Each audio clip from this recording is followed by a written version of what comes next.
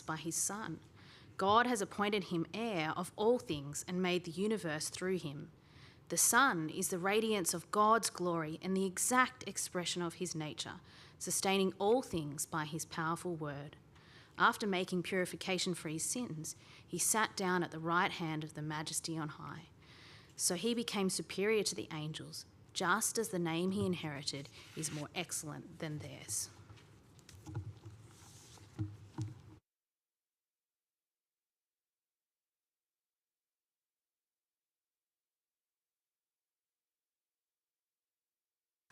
Good evening, everyone. My name is James. Really good to be here with you. I'm part of the team, and I'm really glad you're here because we're asking a big question this evening.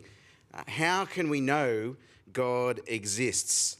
This was one of the top questions in our recent community survey that we've done to ask people what they think the big questions are. I shared the survey. I play in a over 35s soccer team. That's not the first piece of evidence for divine intervention in life. It's compelling though. I sent the survey to some teammates, and one of them joked around, my question, God, why can't I score more goals? Pretty funny, of course, but the question we're dealing with tonight, the real question, is no joke, is it? It's serious. And when the stakes are high, we slow down, we think carefully, and we look for clarity. And so if you're visiting this evening, I want to say well done. It means you're open and making yourself vulnerable to think about these big questions. And of course, in our day and age, one of the main ways that we pursue knowledge and truth is through science. By observing and measuring and reasoning, we gain knowledge. And we've all enjoyed the fruits of the scientific enterprise in many ways, haven't we? Through medicine and technology, and the list could go on. And maybe it's our deep trust in science that makes a question like this a little bit tricky. How can we know God exists when we can't see him? We can't measure him. We can't run tests and experiments that prove that God is there. How can we be sure that God exists? I've got some bad news for you, unfortunately. I can't prove to you tonight that God exists. Not the way someone in maths might prove that 2 + 2 is 4, or the way I might prove to you that my legal name is James by producing my birth certificate. But that's not really how knowledge works in most parts of life, is it? There's very few things that we can prove with absolute certainty, and yet we act on them. Take this scene, for example, from Yosemite National Park in America. We know, I think we'd all say, we can all agree and know that that is a beautiful scene. Wonderful, awe-inspiring landscape. But how could anyone prove that truth to you? Might be able to use science to describe the different physical elements, the rocks and the trees, and how they're functioning. But you can't prove that that's a beautiful scene. See, every day, we act on things that we believe to be true without being able to verify them with absolute proof. Most types of knowledge in everyday life, most types of information that we acquire involve rationality, use of reason and scientific method, and a measure of faith. We put faith in the different sources of information we go to. And then we weigh up the evidence that we have and we draw conclusions about all kinds of things in life. And we do our best to make reasonable conclusions, but it's very rare that we can prove the things we believe with mathematical certainty. In fact, I believe that's how science itself works in many respects. Science is about looking at the facts available to us and working out what theories best explain the facts that we have. There's a quote from this fellow called Carl Sagan. You might have heard of him. You might know of him as an astronomer and 20th century US scientist, had a few TV programs and things like that. He says this. He says, science is much more than a body of knowledge. Science is a way of thinking. Science invites us to let the facts in even when they don't conform to our preconceptions. and it counsels us to carry alternative hypotheses in our heads and see which ones best match the facts. So today, I want to begin by presenting you some evidence that I think supports the inference that God exists. I've called it 5 clues for God's existence in 5 minutes, and the timer will start very shortly. And this was really the point of the psalm reading that was read for us by Amy. The Christian view is that when we look at the world around us, when we look up and see the heavens, when we look at lots of features of life, they're best explained as God's handiwork. We see the sun, the stars, they speak to us of God's glory, his majestic power to bring the world into being. And so, inspired by the author of the psalm, I just want to offer you 5 clues from the world around us, things we observe and experience that point us to God's existence. So here we go. Oh, there's some sound effects in this. I better go. I'll put all this time in. Turn the sound up, Rob. This will make all the difference. There we go. Clue number 1. There's something rather than nothing. Why is there something rather than nothing? In life, everything has a cause. One thing leads to another. Of course, you've probably heard of scientists talking about the Big Bang, a moment when the universe began expanding from a single point. But here's the question. Who or what triggered that Big Bang? Because nothing can't create something. All right. We're not going to cover all of these in detail. There's clue 1. Clue 2. When we look at our world, we realise that the physical conditions for life on Earth are finely balanced and finely tuned. Let's take gravity as one example, the strength of gravity. If the force of gravity was a bit stronger or a bit weaker, we'd be in strife. The Earth would either be too close to the sun and we'd burn up, or it'd be too far away and life would be too cold. Or even here on our planet, if gravity was too strong, we'd be crushed. If it was not strong enough, we'd float off into space. And there's a long list of these physical constraints that are very finely balanced. There's things to do with the way electrons and neutrons work in the atom, stuff that's way beyond me. But people that know this stuff, scientists, they say if in any of these constants, if they differed by 1 part in a million, just 1 part in a million, there would be no planets, no stars, no people. Some people call this the Goldilocks principle, hence the picture. The conditions for life are not too hot, not too cold, or whatever variable you want to use, that they are just right. Just right. And they seem to be designed with precision, which point us to an intentional and wise creator. And more than that, more than the universe's fine-tuning, is how it behaves as if it's designed. Nature is both intricate and consistently governed by unchanging laws.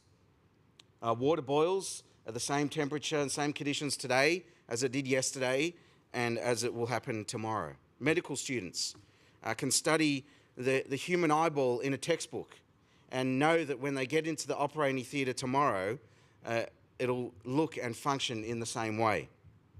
So that kind of order isn't random. In fact, that kind of order is what makes science possible. The first scientists, the people that developed sort of the field, were themselves theists, people that believed in a creator who had designed and ordered the universe. Now, hardcore atheists will put these things down, this point and the last few, to the blind forces of nature and evolution. But that, of course, still requires a fair bit of faith, if you ask me. Are we just a big cosmic fluke? Fourth, better keep moving. Deep down, science aside, we know that there's things in life that are truly right and truly wrong. not just opinions. So it's always wrong to kill an innocent person, no matter how we feel.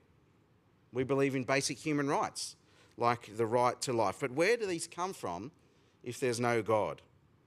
If there's nothing beyond the meat and the flesh and the blood and the chemicals, then moral ideas are nothing more than preferences that come about through cultural conditioning or evolutionary survival of the fittest.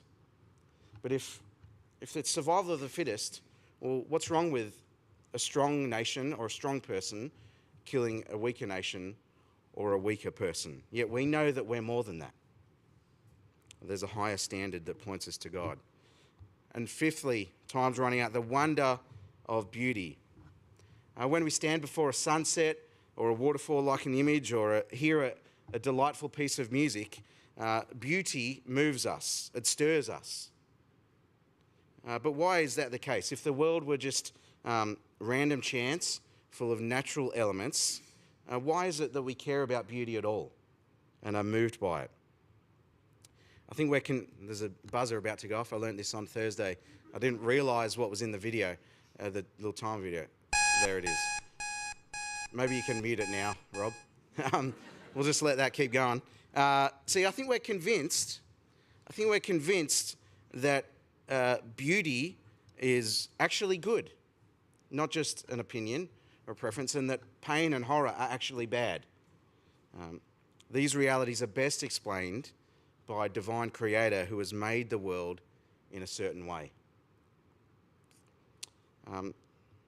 We'll stop there. See, my point over these last 5 minutes has been to urge you to weigh up the evidence and arrive at the most sensible and reasonable explanation. Remember the quote from Carl Sagan. What hypothesis best matches the facts? And yes, there are hard things that we need to try and get our heads around, like the presence of pain and suffering, as one example. We'll hear about that next week. But I'd suggest to you that overall, it's the existence of God that makes sense of our world. I don't know what you might be thinking. If that's the case, why couldn't God just make himself a bit clearer rather than leave us these somewhat ambiguous hints? Why can't he just make himself clearer so we'd be left in no doubt whatsoever? Wouldn't that be good? Well, of course, that is at the heart of the Christian faith, that the God who exists has indeed spoken. He's made himself known unambiguously because he's entered history and he's spoken. This is the point of the Hebrews passage, which was read for us. The Bible records lots of instances of God entering history and communicating to his people throughout the Old Testament. But of course, the pinnacle of that is that when God himself took on flesh in the person of Jesus. That's what verse 3 says there. The Son, referring to Jesus, is the radiance of God's glory and the exact expression of his nature. In other words, it's not the case that Jesus is just like God. Jesus is God in the flesh. We've seen God's fingerprints in creation. We see his face in Jesus. And in Jesus' life, as it's recorded for us in the 4 Gospels, the 4 biographies, give us countless examples of how Jesus shows us what God is like. We see God in Jesus, God's power over illness and death. We see in Jesus God's love and compassion for needy people. And Jesus' words are very clear. He says, me and the Father are one. If you've seen me, you've seen the Father. In fact, the reason Jesus was sentenced to death was exactly because the Jewish leaders at the time took offense to him making himself equal with God. Now, I just want to focus on one element of Jesus' life, which I think can help us answer this important question, because you came here with a question, but I'm posing you a question. Is Jesus God? Is Jesus God? And how can we be sure about that? There's different ways we could approach the question, but I want to focus on the claim of the resurrection, perhaps the most obvious intervention of the supernatural into the natural world. And if Jesus didn't rise from the dead, well, obviously he's not God. I'm a fool, and Christianity is untrue, and it's all irrelevant. But if it did happen, if Jesus really did rise from the dead, not only can we be sure that God exists, but better than that, we can know him. And more than that, we want to make sure we know him and we're on the right terms with him. So, similar to last time, 5 reasons in 5 minutes for the resurrection. Again, just an overview. There we go. All right, the empty tomb. The earliest accounts of Jesus' resurrection say that the people discovering the tomb where he had been buried was empty 3 days after his crucifixion. They looked for the body, they couldn't find it, and it's never been resolved. If the body was available somewhere, the early opponents of the Christian movement would produce it and the whole speculation would be over. But that never happens. In fact, on the contrary, Matthew's account of Jesus' life says the Jewish leaders made up a story that the disciples somehow overpowered the professional Roman guards that were stationed outside the tomb, and they stole the body, and they've spread a lie. That's a bit far-fetched, if you ask me. Second reason, the first recorded encounters with the risen Jesus were women. Now, that sounds a really sexist and awful remark to make. Let me just explain. Back then, in first century Israel, women weren't considered sort of valid legal witnesses in a legal sense. It was a bit discriminatory and not the way we do things now. It does sound a bit bizarre. But that was the case back then. But all the Gospels describe women as being the first people to discover the empty tomb and encounter the risen Jesus. Now, if you were coming up with a story and fabricating this idea that Jesus had risen in order to convince people, you just would not include that kind of fact, because it would have undermined their attempts to convince people. But that's what we read. The best explanation of a detail like that being included is that that's just what happened. All right. We've also learned from the Bible that numerous people saw the risen Jesus on several occasions. So after he had risen, he appeared to people. He spoke with them. He ate with them.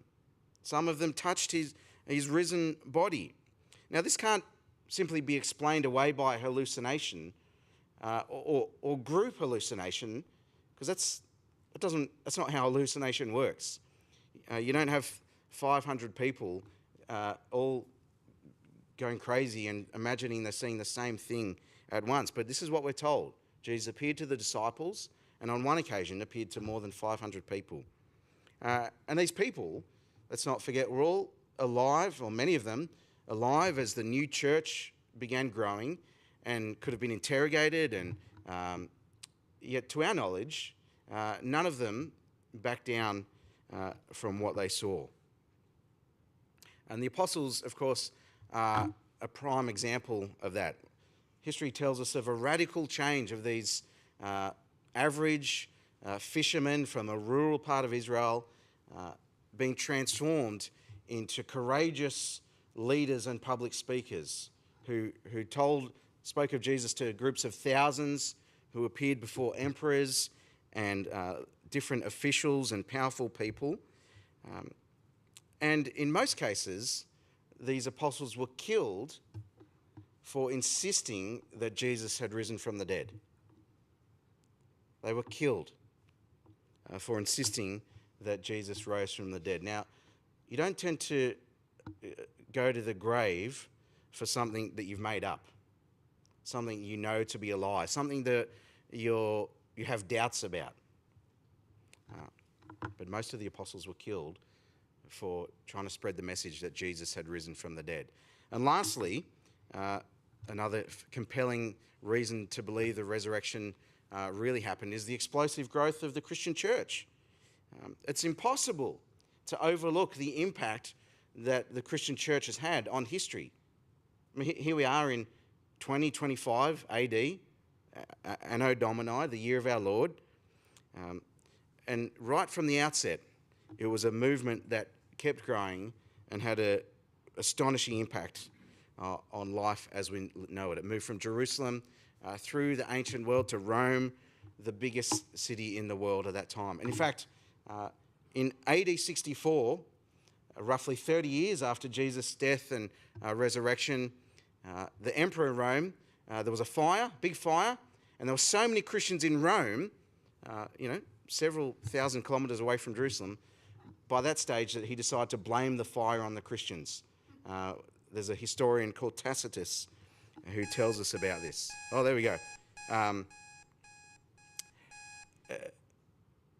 can a man born in an obscure Roman province who lived poor and died young, who never wrote a book, never sat on a throne, never led an army, be the most impactful human that history has ever seen? It does require some kind of explanation, doesn't it? See, like a brick wall building from the bottom up, each piece of evidence we learn about Jesus and his resurrection adds to the weight and stability of the argument. And the wonderful, life-changing news that emerges from the resurrection is that the God who exists has entered history. He's conquered death, dealing with our sins that separate us from himself, and he now offers us eternal life. The God we're speaking about not only exists, but he's wonderfully in love with his creatures. And of course, the truth of this hinges on the resurrection of Jesus. So where does this leave us? Where does this leave you? As you leave this evening and you process what you've heard, you must choose your miracle. See, atheists, people without God, believe in the miracle that all of this, with its design and its morals and its beauty, comes from nothing. Simply a cosmic fluke. It takes some faith to believe a miracle like that. Christians, on the other hand, believe in a different type of miracle, that the God who exists took on flesh and lived the perfect life, died and rose so that we could know him and have peace with him. You choose your miracle, whichever one makes sense to you. Of course, I could never prove to you that God exists, but I hope tonight you've seen that it's entirely reasonable. Not only do we see the fingerprints of God, but we see his face in the person of Jesus. Whatever stage you're at, we'd love to help you keep exploring these things here at our church. We've got a short video here which will play telling you about our life series. This is a series of evenings where you can get together, very casual and friendly, talk about these things, ask your questions, and keep thinking through for yourself, does God exist? Is Jesus God? And what difference does that make to me? Watch this video now.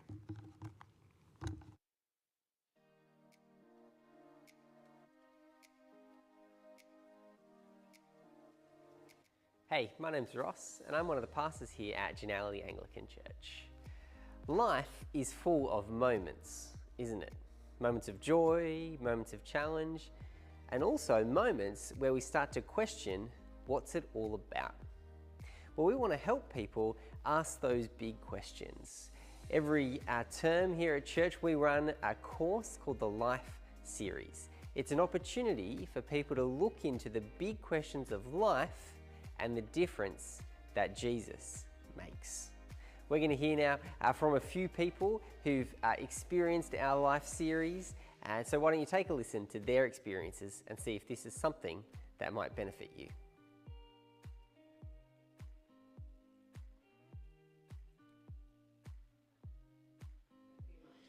Before I came along, I would describe myself as being a bit lost and having about a lack of like basic principles of the Bible and not having answers to big but relevant questions. Because I didn't know if I should know a certain amount before I came, or that sort of thing, or if I needed to know more or anything like that.